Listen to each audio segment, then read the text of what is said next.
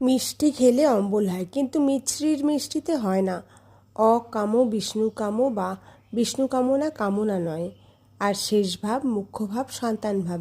পূজায় আদ্যাশক্তিকে প্রসন্ন করতে না পারলে কিছুই হবে না। সেই ব্রহ্মময়ীর প্রতিমাই তো স্ত্রীজাতি। মাতৃভাবই তাই শুদ্ধ ভাব। সে ভাবেই তাদের প্রাণময় অভিষেক, আর কোনো ভাবে নয়। আমি মাতৃভাবেই ষোড়শী পূজা করেছিলাম। দেখলাম স্তন মাতৃস্তন, যোনি মাতৃযোনি। শ্রীমাকে জিজ্ঞাসা করলো একজন ভক্ত, মা, আপনি ঠাকুরকে কীভাবে দেখেন? শ্রীমা কিছুক্ষণ স্তব্ধ হয়ে থাকলেন। পরে গম্ভীর মুখে বললেন, সন্তানের মতো দেখি। ওরে, এইটি মহাভাব।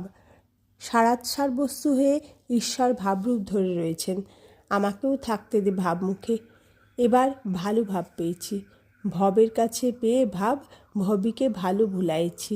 জ্যৈষ্ঠ মাসে ষোড়শী পূজা হলো। আশ্বিন কি কার্তিকেই সারদা ফিরে গেল কামারপুকুর। শাশুড়ি বললেন ফিরে যেতে।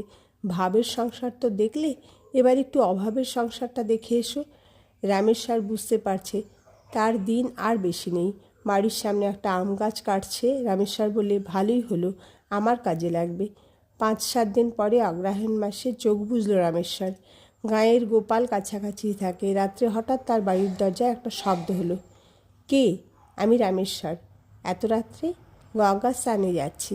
বাড়িতে রঘুবীর রইল, তার সেবায় যাতে গোল না হয় দেখো। দরজা খুলে এগিয়ে গেল গোপাল। দৌড় খুলে কি হবে? আমার শরীর নেই, আমাকে দেখতে পাবে না। খবর এসে পৌঁছল দক্ষিণেশ্বরে। রামকৃষ্ণের ভাবনা ধরল, এর দুঃসংবাদ মাকে কি করে শোনাই? এ শোক মা সামলাতে পারবেন না। সর্বপ্রথমে জগদম্বাকে শোনাই।